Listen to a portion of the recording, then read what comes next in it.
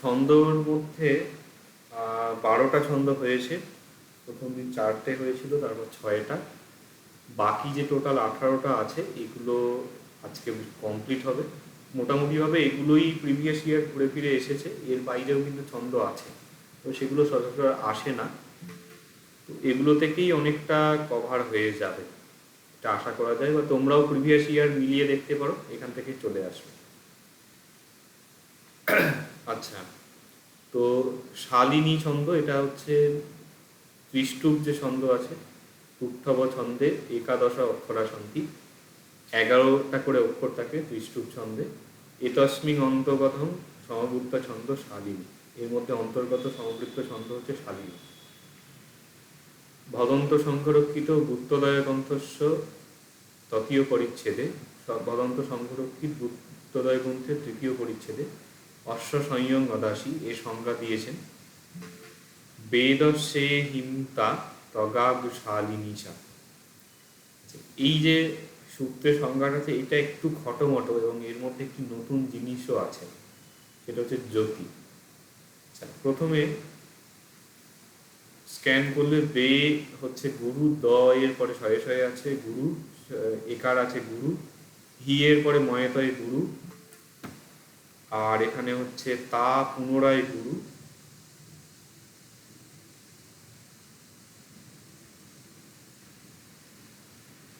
আর ত গাব শালিনী যে হচ্ছে এখানে মানে গয়ে বসন্ত আর শটাকে মিলিয়ে ধরা হচ্ছে।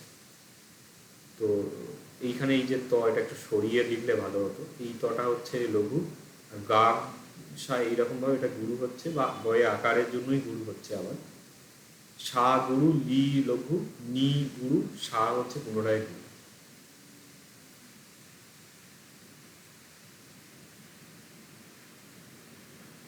হ্যাঁ, আমি লিঙ্ক পাঠিয়ে দিচ্ছি, দাঁড়াও।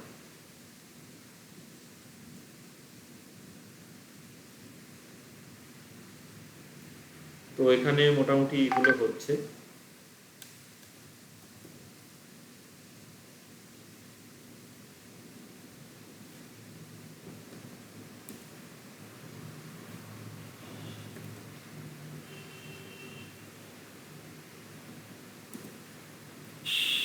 এবারে এখানে গণগুলো ভাঙলে হচ্ছে এটা 3টে সর্বগুরু মগন, এখানে অন্তলঘু তগণ, পুনরায় অন্তলঘু হচ্ছে তগণ, তারপরে শেষে পড়ে থাকছে দুখানা গুরু অক্ষর। এবারে এই পর্যন্ত ঠিক আছে। আগে সংজ্ঞাটা দেখা যাক। বলছে বেদ অশ্বেহি, বেদ অর্থাৎ চতুর্বেদ 4 অক্ষর, কিংবা অশ্ব অর্থাৎ সূর্যদেবের যে সপ্তাশ্ব হয় 7টি ঘোড়া, 7 অক্ষর, এটাকে রিপ্রেজেন্ট করছে।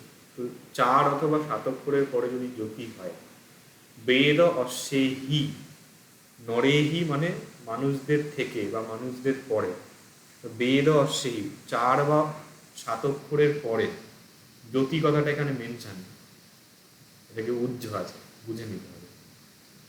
তারপর বলছে ময়ে তয় আঁকা, মানে মগন ও তগন যদি থাকে, ত্যাসে তনুমধ্যার মধ্যে এখানে ময়ে তয় আঁকা, বেদস্যে হিমতা এরকম উচ্চারণ হবে। তগাগ মানে হচ্ছে ত গ গ, তগন এবং 2টি গুরু অক্ষর থাকে সা শালিনী, তাহা শালিনী ছন্দ হলো। তস্য অর্থ, এর অর্থ হচ্ছে যশ সমবুত্তস্য প্রত্যেক পাদেষু, যা সমবুত্তের প্রত্যেক পাদে মগন চ দ্বে তগন আচ, 2টি মগন এবং 2টি তগন থাকে। দ্বে গরু অক্ষর আচ সন্তি, 2টি গুরু অক্ষর থাকে। তথা বেদেহি বা চতুর্ভি অক্ষরেহি চ, বেদ অর্থাৎ 4টি অক্ষরের পরে, অথবা অশ্বেহি বা সপ্তহি অক্ষরেহি, অশ্ব বা 7 অক্ষরের পরে যতি গতি জ্যোতি হয়, তং সমবৃত্তম শালিনীতি উচ্চতি, সেই সমবৃত্তকে শালিনী বলা হয়। আচ্ছা, এরপরে যে উদাহরণটি আছে, অ্যাকচুয়ালি যে প্রসিদ্ধ যে উদাহরণ সেগুলো, বা স্ট্যান্ডার্ড যদি উদাহরণ বলা হয়, সেগুলো হচ্ছে বুদ্ধদয়ের টিকার আছে, সেই টিকার উদাহরণ। সেগুলো পালি প্রবেশ নামে একটি গ্রন্থ আছে জ্ঞানেশ্বর মস্তগিরির, ওই বইটি শেষ দিকে বাংলা ব্যাকরণের বই, মানে বাংলায় পালি ব্যাকরণের বই, ওই বইয়ের শেষে বুদ্ধদয়ের অনুবাদ আছে। ওই জায়গাতে উদাহরণগুলো তোলা আছে, সেগুলো হচ্ছে এই বুদ্ধদেবের টিকার উদাহরণ। ওগুলো বেশ কঠিন এবং মিনিংগুলো এত জটিল আমার নিজের বুঝতেই অসুবিধা হয়। এই জন্য তুলনাগুলো মানে এর প্রিভিয়াসলি 12 পর্যন্ত যেগুলো ছিল সেগুলো তো সবই আমি লিখেছিলাম। বাকি যেগুলো আছে এগুলো আমার লিখতে গিয়ে দেখলাম যথেষ্ট সময় লাগছে, তো তাহলে এটা আমি তুলনামূলক ইজিয়ার এক্সাম্পল দিয়েছি। তোমাদের মধ্যে যারা নোট বইগুলো পেয়েছো, আমি পরে বাকিগুলো আমার নিয়ে আসা হয়ে গেছে, সামনের সপ্তাহের মধ্যে আমি দিয়ে দেবো, বা যারা অফলাইন আসবে তারা তো সামনাসামনি নিয়ে নেবে। তো এগুলো ওখানে যে এক্সাম্পল আছে তার থেকে কিন্তু সহজ এক্সাম্পল এখানে দেয়া হয়েছে। আচ্ছা, এটা মিনিংটা দেয়া হয়নি, এটাও একটু বুঝতে আমার একটু দেখতে হবে, কঠিন আছে অর্থটা আপাতত। একটু এই একটি আছে মাত্র, না বুঝে করতে হবে, বাকিগুলো অর্থ লেখা আছে। মূলা মূলা তিন সতী পারমীয় শাখা শাখা মজ্জিম ঝানকায়া পত্তা পত্তা বুদ্ধ চক্ষুনিয়স্য পুফা পুফা করুণা মগ্গখণ্ড। এইটি হচ্ছে ইয়ে। এবার এখানে গণগুলো তো বোঝাই যাচ্ছে, মগন তগন তগন গুরু গুরু, কিন্তু এই যে মূলা মূলা এই 4 অক্ষরের পরে এখানে শব্দটা কাটছে, এইখানে জ্যোতি হচ্ছে, জ্যোতির চিহ্ন এইভাবে দেখানো হচ্ছে। 3 সতী পরে একটা ওয়ার্ড শেষ হচ্ছে, এই জ্যোতি চিহ্ন। অন্যান্যগুলোর ক্ষেত্রেও মোটামুটি শাখা শাখা পত্তা পত্তা পুপ্পা পুপ্পা, মানে 1 2 3 4 4 অক্ষরের পরে ওয়ার্ডটা ছেদ হচ্ছে, পদচ্ছেদ বলা হয়। তো এই জন্য এখানে জ্যোতিগুলো বসছে 4 অক্ষরের পরে অথবা 7 অক্ষরের পরে। যেমন এইখানে 4-এতেও পড়েছে পুফা পুফা 4 অক্ষর, কারুনা 3 অক্ষর, 4 আর 3 7, 4 7 দুটোই হয়েছে। শাখা শাখা মজ্জিম, এই মজ্জিম একটা শব্দ, এখানেও মোটামুটি যদিও পদমধ্য জ্যোতি হচ্ছে এখানে, কিন্তু এইখানে 4টা ফিক্সড, এখানেও 4-এর পরে, এখানেও 4-এর পরে, এখানেও 4-এর পরে, এখানেও 4-এর পরে। তো এইভাবে এখানে শালিক ছন্দ হচ্ছে এবং এখানে জ্যোতির অ্যাপ্লিকেশন হচ্ছে। প্রিভিয়াস ছন্দগুলোতে কিন্তু জ্যোতি ছিল না। এরপরে হচ্ছে ইন্দবংশা। ইন্দবংশা হচ্ছে জগতী ছন্দের অন্তর্গত। জগতী হচ্ছে দ্বাদশ অক্ষর থাকে, 12 অক্ষর মানে কি এখানে 4খানা গণ থাকে, 4 × 3, 3 4 12। আচ্ছা, আমি বাকিটা পড়ছি না, ডাইরেক্ট সূত্রটা বলছি। সা ইন্দবংশা খলু যথ গাজরা। তো গণ বিবেচনা করলে দেখা যাচ্ছে যেখানে সা ইন্দ, এখানে হচ্ছে গুরু গুরু লঘু মানে তগণ। বং সা খ, এখানেও গুরু গুরু লঘু মানে তগণ। লু ইয়র্থ, এখানে লঘু গুরু লঘু হচ্ছে জগণ। তারপরে শেষ পড়ে থাকছে গুরু লঘু গুরু হচ্ছে রগণ, অন্তলঘু হচ্ছে। সূত্রের অর্থ কি বলছে? সা ইন্দবংশা, সা মানে তাহাই ইন্দবংশা, ইন্দ্রবংশা ছন্দ, খলু নিশ্চিতভাবে, যথ যেখানে, তা মানে হচ্ছে দুটি তগণ, তো তা বহুবচন হচ্ছে, আর জরা জগণ এবং রগণ আছে, সেইটা হচ্ছে ইন্দ্রবংশা। এরপরে বাকি সব একই রকমের আছে, দ্বে তগণাচ জগণচ রগণচ সন্ধি তং সমবুত্তম ইন্দ্রবংশাতি উচ্চতি ইত্যাদি। এরপরের এক্সাম্পল আছে অস্যেব পল্লঙ্ক বরস্য কারণা শ্রী সক্ষী মংসানি চতার সুনব দত্ত্বা চিরস্বং অকিরিন্তি দুঃকরম সো ইন্দ্র বংশাভিধ্বজ বিচিন্তয়ে।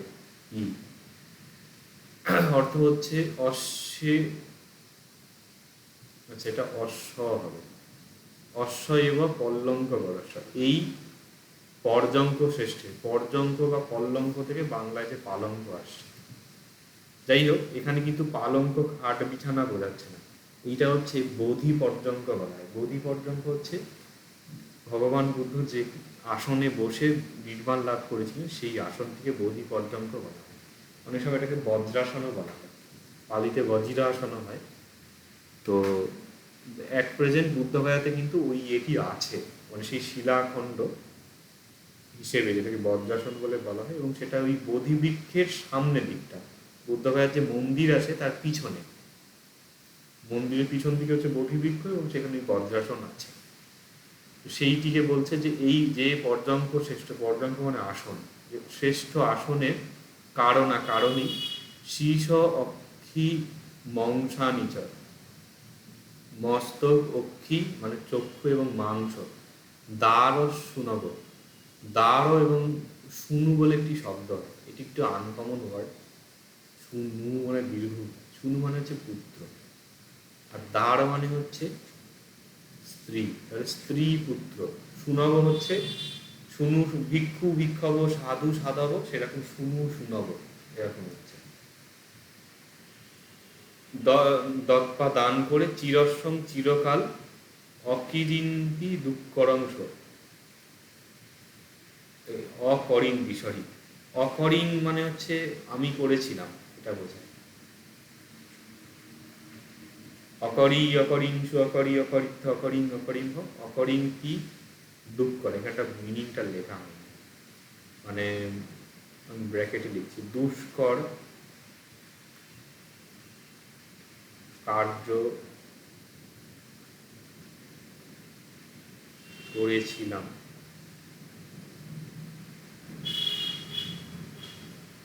আর এখানে তি আছে একটা, তি মানে আমি বলেছিলাম পালিতে কোটেশনের জন্য তি বসে, এটা ওই এ ক্লাসের মধ্যেও ছিল, জাতক ক্লাসের মধ্যে। তো অকরিং তি, এই যে আমি করেছিলাম, ইতি বিচিন্তই, চিন্তা করেছিলেন, কে বলছে সো ইন্দ্র বংশ অভিনব, ইন্দ্র বংশ ধ্বজ, এটা নাম হচ্ছে একজন।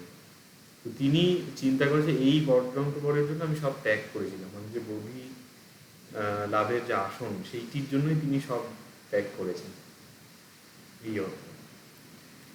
এরপরে হচ্ছে বংশট্টা, বংশট্টা হচ্ছে জগতী ছন্দ, মানে 12 অক্ষরের ছন্দের মধ্যে পড়ছে। তো এর সংজ্ঞা হচ্ছে বদন্তি বংশট্ট মিদং যথা জরা,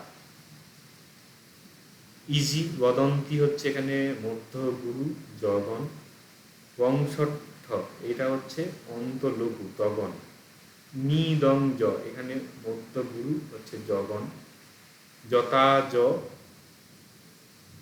না তা জরা এইখান পোর্শনটা হচ্ছে মধ্য লঘু রগন, জ ত জ র। হ্যাঁ বলো। হ্যাঁ বলছি স্যার একটু এক্সপ্লেন করে দিলে, প্রথম ক্লাসটা করিনি তো স্যার, একটু এক্সপ্লেন করে দেন আপনার এই লঘু গুরু আর লঘু মানে যমন হয়। এটা ক্লাসের মাঝখানে কেন তুমি জিজ্ঞাসা করছো? তোমার যে প্রিভিয়াস ক্লাস হয়নি এটা কেন আগে জানাওনি তুমি? প্রথম ক্লাসটা স্যার রেকর্ডিং এ দিতে বলছেন। রেকর্ডিং তো অলরেডি ইউটিউবে দেয়া আছে, এটা তুমি ক্লাসের মধ্যে এসে জিজ্ঞাসা করলে হবে? মেসেজে লেখো বা সেটা ফোনে রেটে বলো, রেকর্ডিং আছে এটা দিয়ে দেওয়া হবে, অসুবিধা নেই।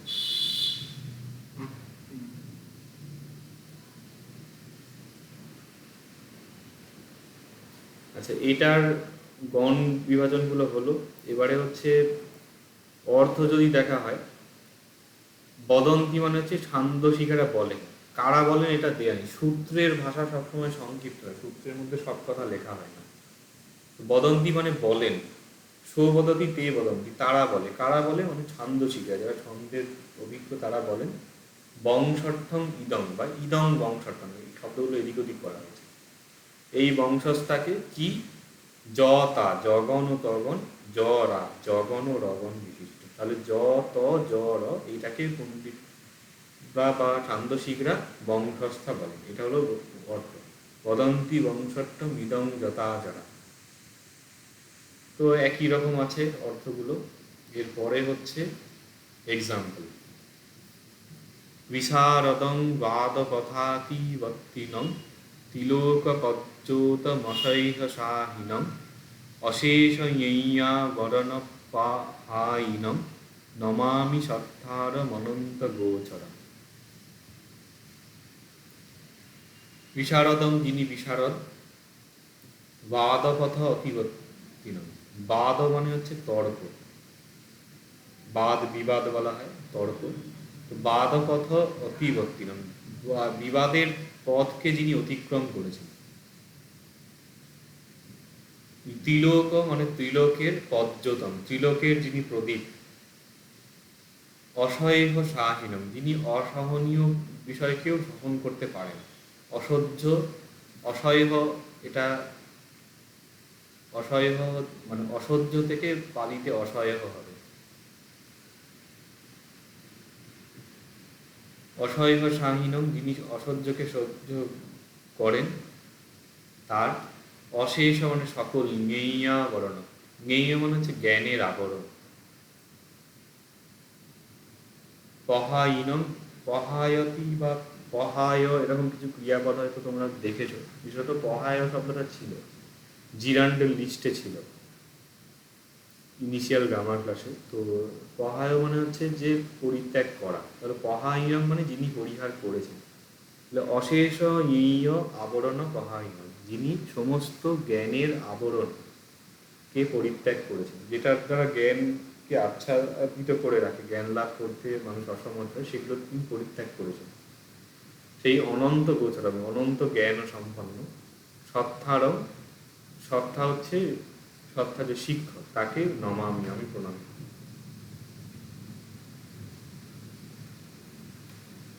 এরপরে হচ্ছে তোটক ছন্দ।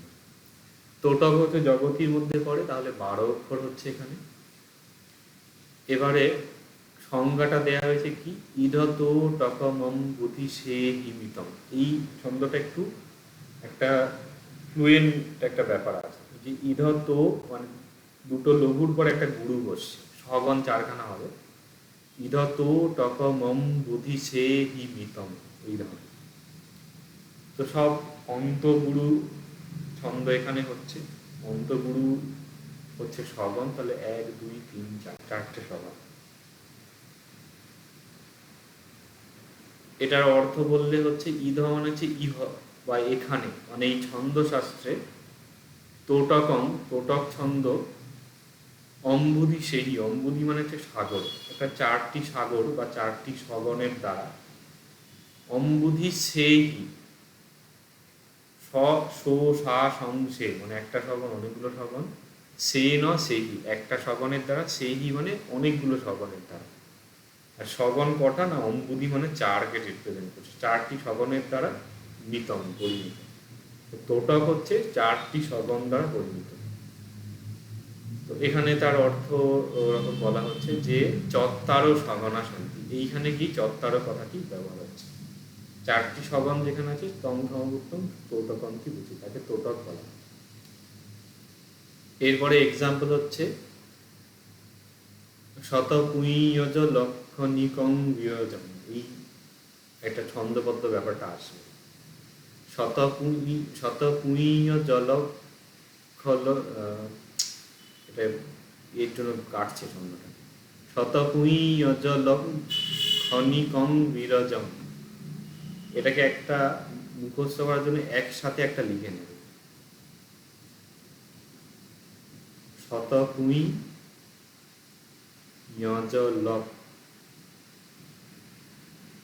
খনিকং বিরজম, লেখার এখানে কাটতেও পারো। শতপুঁয়জ খনিকং বিরজম গগনূপমধিং ধীতি মেরু সমং জলযূপম শীতল শীলয়ুতং পঠবী সহনং বনমাঞ্চিনম, এই ধরনের এটা হচ্ছে।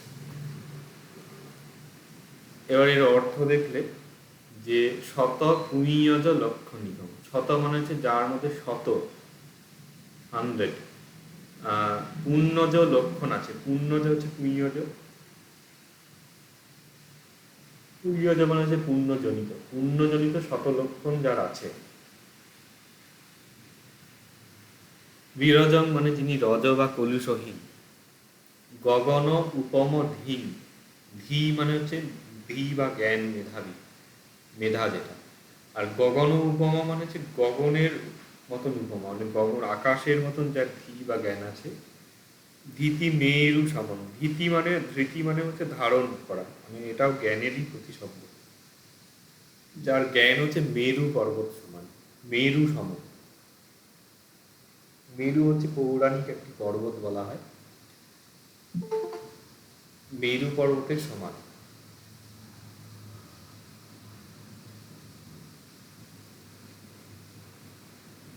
তো ভিত্তি মেরু সম। এবারে জলজ উপম, মানে জলজ মানে পদ্ম, এখানে অর্থ হচ্ছে পদ্ম সম শীতল, শীতল শীলয়ুতম, শীলযুক্ত, শীল বা সদাকার যুক্ত। এগুলো সব সন্ধি হয়ে হয়ে এরকম হচ্ছে জলজ উপম, জলজুপম, শীতল শীলয়ুতম। এখানে গগম উপম, গগনুপম, ধিং ধীতি মেরু সমম, এরকম এটা আসছে। আচ্ছা, পথবী সহনম, পৃথিবীর সমান যার সহন বা সহ্যশীলতা, বা যিনি পৃথিবীর সমান সহনশীল। জিনং অর্থাৎ জিনকে, প্রণমামি আমি প্রণাম করি। এখানে কিছু শব্দ একটু এদিক ওদিক করা হয়েছে মিনিংটা সিকোয়েন্স রাখার জন্য। যেমন পথবী সহনং প্রণমামি জিনং, এইভাবে আছে, এটাকে ঘুরিয়ে পথবী সহনং জিনং প্রণমামি গদ্যরূপ করা হয়েছে অর্থ সুবিধা করার জন্য। ঠিক আছে এখানে। এরপরে হচ্ছে বসন্ত তিলকা। বসন্ত তিলকা এখান থেকে এবার বেড়ে যাচ্ছে। বসন্ত তিলক হচ্ছে সপ্তরি ছন্দের অন্তর্গত। সপ্তরিতে হচ্ছে 14 অক্ষর আছে। তো এটা এগেন এর ছন্দের লক্ষণ বলা হয়েছে। ভূতা বসন্ত তিলকা তভ যা জগাগো। তো যথারীতি এখানে অন্তলঘু তগন, আদিগুরু ভগন, অন্তগুরু জগন, মধ্যগুরু জগন, তারপরে গুরু অক্ষর গুরু অক্ষর, এইভাবে হচ্ছে। সূত্রের অর্থ দেখলে হচ্ছে ভূতা মানে হচ্ছে উক্ত হয়েছে, বসন্ত তিলকা, বসন্ত তিলক ছন্দ হলো ত ভ যা, তাহলে তগন ভগন ও জগন, আবার জ গা জগন ও গুরু অক্ষর, আবার একটা গো মানে আবার একটা গুরু অক্ষর। তগন ভগন জগন, জগন গুরু অক্ষর, আবার একটা গুরু অক্ষর। 1 2 3 4 5, 1 2 3 4, 3 4 12, আর একটা গুরু অক্ষর 13, আর একটা গুরু অক্ষর 14। 14 অক্ষর মিলছে এখানে সব করিতে। এর অর্থ যথারীতি বচ্চৈক পাদেষু তগন চ ভগন চ দ্বে জগনা চ দ্বে গরু অক্ষরা সন্তি তম সংবুদ্ধম বসন্ত তিলকাতি উচ্যতে হলো। আচ্ছা, এরও যে এক্সাম্পলটা আছে এই এক্সাম্পলটা খেয়াল রাখবে। এইটা হচ্ছে এই জায়গারই অলঙ্কারের কিছু শর্ট নোট কোনো কোনো বছর আসে, দেখবে ধম্মোপমা, ধম্মহীনোপমা, সেকেন্ড পেপারের একদম শেষের যে প্রশ্নগুলো থাকে 10 নম্বরের শর্ট কোশ্চেন, ওই জায়গায় একটা উপমা আছে মালোপমা। মালোপমার যে উদাহরণ আছে এইটা একই উদাহরণ, ওটাই বসন্ত তিলক ছন্দে ছিল বলে এখানে দেওয়া হবে। তাহলে এইটা করলে মালোপমার এক্সাম্পলটাও তৈরি হয়ে যাবে। এটার এক্সাম্পলটা কি, মায়া মরীচি কদলী নলফেন কুঞ্জ গঙ্গা তরঙ্গ জলবুদ্বুদ সন্নিভেষু স্কন্ধেষু পঞ্চসু ছলায়তনেষু তেষু অত্তা নহি বিজ্জতি কি কোন বদেয় বাল। এখানে মিনিং হচ্ছে মায়া। মায়া মানে হচ্ছে যে এখানে এক্স্যাক্ট মায়া শব্দটা মানে বেদান্ত ইত্যাদির যে মায়া বলা ঠিক সেই রকম না। এখানে মায়া অর্থই ইন্দ্রজাল টাইপের একটা অর্থকে বোঝানো হচ্ছে। সেটা যেমন মানে বাজিকরের যে কেরামতি বা ম্যাজিকের মতো, সেটা যেমন ক্ষণিকের, চিরস্থায়ী নয়, সেই রকম। সিমিলারলি মরিচি মানে মরিচিকা, মরিচিকা মানে কি মিরাজ বলে, যেটা মানে ওই যে গরমের জন্য যে একটা ভ্রম দেখতে পাওয়া যায় না, সেইটা। তারপরে যে কদলী মানে কলা গাছ, নল মানে যে নলখাগড়া, ফেনকুঞ্জ ফেনার কুঞ্জ, গঙ্গা তরঙ্গ গঙ্গার তরঙ্গ, জল বুদবুদ মানে জলের বুদবুদ, সন্নিভেষু সদৃশ, এইগুলো এখানে উপমা দেয়া হয়েছে। উপমা দেওয়া হয়েছে কার সাথে না, পঞ্চস্কন্ধে। পঞ্চস্কন্ধ বলতে একটা জীব যা কিছু নিয়ে গঠিত হয় সেটাই হচ্ছে পঞ্চস্কন্ধ। রূপ বেদনা সংজ্ঞা এরকম তোমাদের প্রিভিয়াস কয়েকটি ক্লাস হয়তো বলা হয়েছিল। বা পঞ্চস্কন্ধ বলতে অ্যাকচুয়ালি বোঝায় যে রূপ মানে বোঝাচ্ছে যেটা ফিজিক্যাল বডি, এটা আমাদের শরীর। বেদনা মানে পালিতে বোঝায় ফিলিংস, যেগুলো। সংজ্ঞা মানে বোঝাচ্ছে সেন্সেশন, মানে প্রত্যক্ষ বললে যা বোঝায়, চোখ দিয়ে দেখছি, কান দিয়ে শুনছি, এইটা। আর হচ্ছে সংস্কার, এটা হচ্ছে কিছু কনসেপশন, ধারণা বা প্রবৃত্তি, স্বভাব, এগুলো বলা যেতে পারে। আর বলা হচ্ছে শেষে বিজ্ঞান। বিজ্ঞান মানে হচ্ছে চেতনা, যেটা। তো মোটের ওপর এই জিনিসগুলো নিয়ে একটা জীব গঠিত হয়। একজন ব্যক্তির একটা শরীর আছে, তার মধ্যে কিছু সুখ দুঃখ অনুভূতি আছে, সে চোখ দিয়ে দেখছে, কান দিয়ে শুনছে, তার একটা সংজ্ঞা আছে, বলে না, সংজ্ঞাহীন হয়ে গেছে, সেন্সলেস হয়ে গেছে বললে যা বলে। বেঁচে আছে, মরে যায়নি, কিন্তু চোখ কান সব কাজ করছে না, অজ্ঞান হয়ে গেছে। তো সেই সেন্সেশন থাকাটাও কিন্তু একটা জীবের লক্ষণ। কোমায় চলে গেলেও সে বেঁচে আছে বলা চলে, কিন্তু তার জৈবিক ক্রিয়া, মানে চিন্তা ভাবনা ইত্যাদি বন্ধ হয়ে গেছে বলা চলে। সংস্কার মানে হচ্ছে ধারণা। অবভিয়াসলি প্রত্যেকটা মানুষের একটা কিছু না কিছু ধারণা থাকে, ভালো মন্দ। আর বিজ্ঞান মানে হচ্ছে চেতনা, কনসাসনেস। এই পাঁচটি জিনিসকে পঞ্চস্কন্ধ বলা হয়। তো এই পঞ্চস্কন্ধকে বলছে অনিত্য। কীরকম অনিত্য?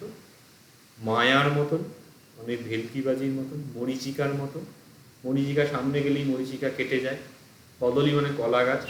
কলা গাছের ব্যাপার হচ্ছে, কলা গাছের কলা হলে কলা গাছ মরে যায়। এটা যারা গাছ টাছ আছে বা গাছের জানে তারা বলতে পারবে। তো কলার হচ্ছে ওই 1 বর্ষজীবী না 2 বর্ষজীবী উদ্ভিদ, মরে যায় তারপরে। নল হচ্ছে নল ঘাগড়া, ও সেম জিনিস। একবার ফল হলো, গাছ শুকিয়ে যায়, ঘাসগুলো বেসিক্যালি যেরকম। ফেনপুঞ্জ হচ্ছে ফেনার পুঞ্জ, এটা তো আরোই অনিত্য। গঙ্গা তরঙ্গ, গঙ্গার ঢেউ, ঢেউটা উঠলো আবার ঢেউ নেমে যায়। জলের বুদবুদ, সেটাও অনিত্য।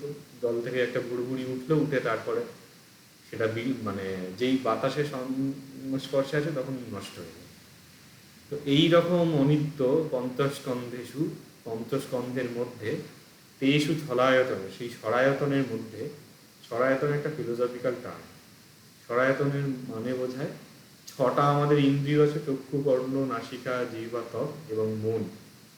6টা ইন্দ্রিয়, এবং 6টা ইন্দ্রিয় দিয়ে আমরা কি দেখি? চোখ দিয়ে রূপ দেখি, চোখ দিয়ে আমরা কোনো বস্তুকে দেখি, কান দিয়ে কোনো সাউন্ড শুনি।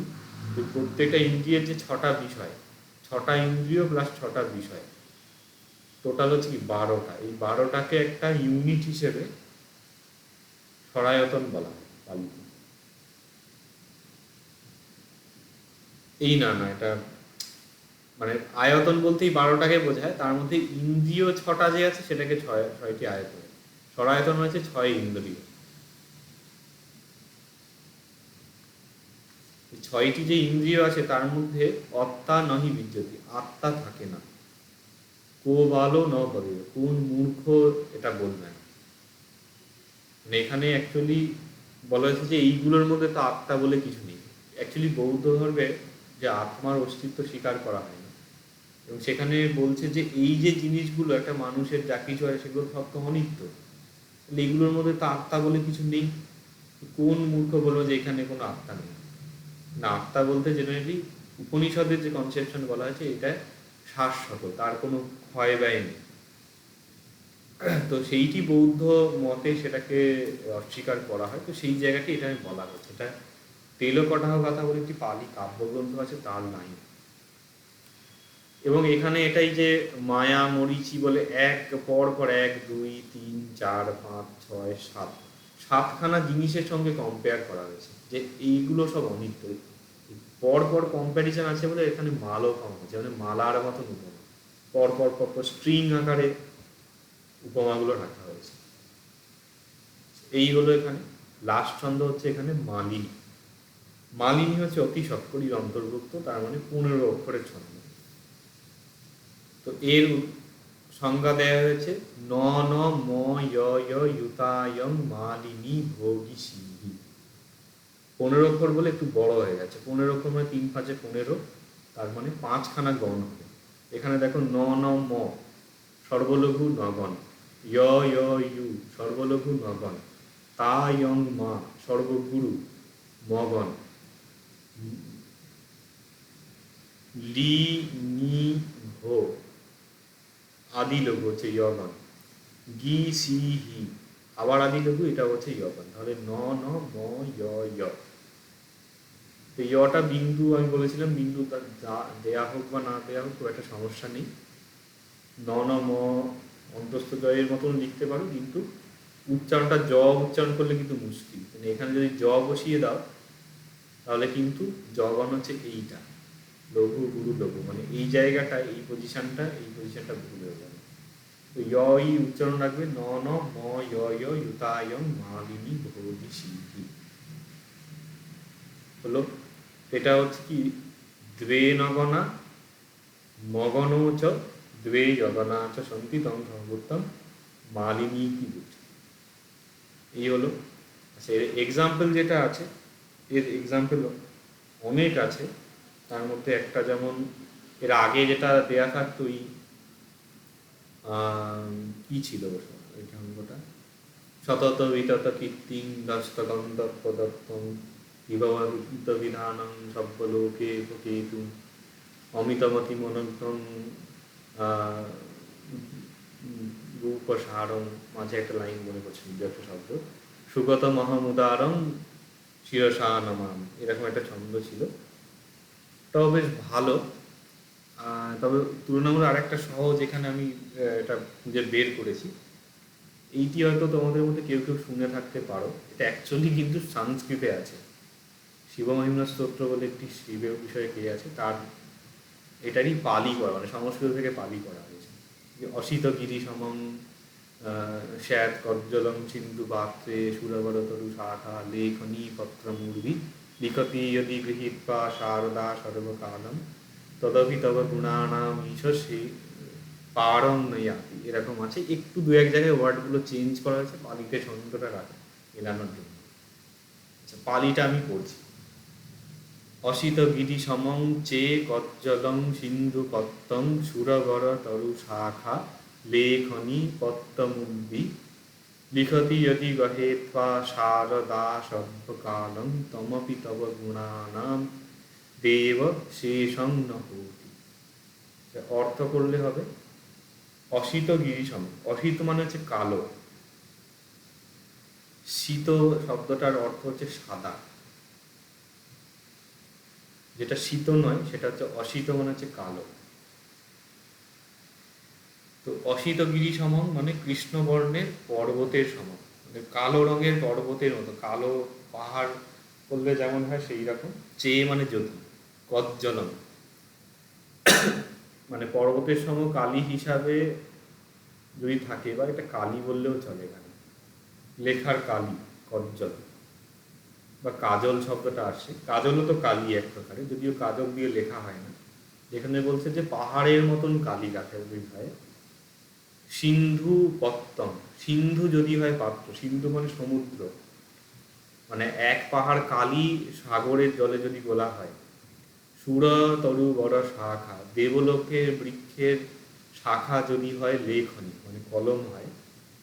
পন্নং উব্বি, উব্বি মানে হচ্ছে পৃথিবী, আর পত্র হচ্ছে পৃথিবী, মানে সমুদ্র প্রমাণ কালি আর গোটা পৃথিবী হচ্ছে পাতা। আর গহেত পা লিখ, গ্রহণ করে লিখতি লেখেন যদি শারদা সরস্বতী সব্যকাল, সমস্ত সময় দিয়েও যদি তিনি লিখতে বসেন, তমপি সেটিও তব মানে তোমার গুণানা গুণগুলির দেব হে দেব শেষং নহতি, তবুও তোমার গুণ শেষ হবে না। তাই একটা শিবমন্ত্র স্তোত্রের আছে, এটাকে না আমরা বুদ্ধের উপরেই চালিয়ে দিই। তো তবুও তার গুণের লিখে শেষ হবে না।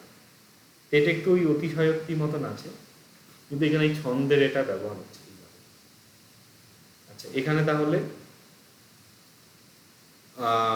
18 পর্যন্ত হলো। এবারে এখানের যেটা বলার বিষয়, সবগুলো ছন্দ না করলেও হবে। তো তোমরা সাজেশনে কি আমি দিয়েছি, বোধহয় সব গ্রুপে দেয়া হয়নি।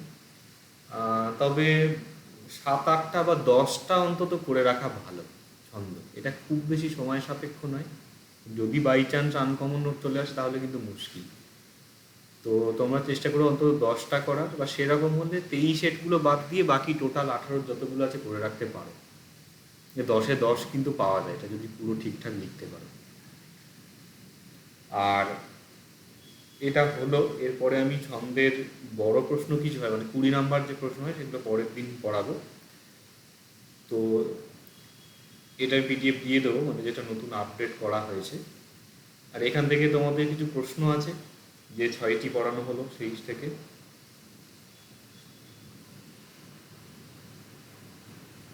জ্যোতি চিহ্ন ব্যাপারটা একটু বললে ভালো হতো। জ্যোতি মানে তো যেটা থামা হয়, ধরো এইটা যেমন বলা হলো না, আহা এইটা তো বলাই হলো না, মালিনী ভবিষ্যৎ। আচ্ছা, এই যে মালিনী, এটাকে ছন্দটা এক্সপ্লেন করলে বলছে ন ন ম য় য় গণ যুক্ত, মানে ন ন ম য় য় ইউতা অয়ং মালিনী। এই মালিনী হচ্ছে ভোগী ইসিহি। ভোগী মানে হচ্ছে সর্প, সাপের যাই হোক 8খানা সংখ্যা ধরা হয়। আর ঋষি হচ্ছে 7টা, সপ্ত ঋষি বলে না, সপ্তর্ষি। ঋষি মানে হচ্ছে 7, তাহলে হয় 8 অক্ষরের পরে অথবা 7 অক্ষরের পরে যদিও। এইখানে দেখো ন ন ম য় য় ইউ তা য়, 8-এর পরে যতি হচ্ছে, মানে এখানে শব্দটা কাটছে, মানে একটা শব্দ শেষ হচ্ছে এর মধ্যে। এইখানে যেগুলো আছে এখানেও দেখো অসিত গিরি সমান 1 2 3 4 5 6 7, 7-এর পরে কাটছে 1 2 3 4 5 6 7 8, সুর বড় তরু 8-এ কাটছে। লিখতি যদি গহের পা, এটাও 8-এ কাটছে, এই 8-এর পরে একটা ছেদ হচ্ছে। তমপি তব গুণানম, এটাও 8-এ কাটছে। হ্যাঁ, এটা 7-এ হচ্ছে। বা আমরা যদি চের পরেও ধরি, চেটাকে নিয়ে নিলে এখানেও কিন্তু 8 অক্ষর হচ্ছে। 8 অক্ষরের পরে গিয়ে মানে শব্দ ওটাকে কাটা যাচ্ছে, পদচ্ছেদ বলা হয়। এবং অ্যাকচুয়ালি এটা যখন পাঠ করা হবে তখন ওইখানে থামতে হবে। অসিত গিরি সমং চে বজ্রদং সিন্ধু পত্তম সুরবর তরু শাখা লেখনী পণ্যমূর্তি লিখতি যদি গহেত্বা শারদা সভ্যকাল। ওই যে থামছি, লিখতি যদি গহেত্বা শারদা সভ্যকালম তমপি তব গুণানম দেব শেষং নৈকোটি। এইটাও যখন পড়া হবে ননময় ইউতায়ম মালিনী ভবিষী, এখানে একটা মাঝখানে পজ রাখতে হবে। জ্যোতি বলে না, জ্যোতি ছিল, থামতে হবে, এটা হচ্ছে জ্যোতি। আচ্ছা, আর কিছু আছে প্রশ্ন?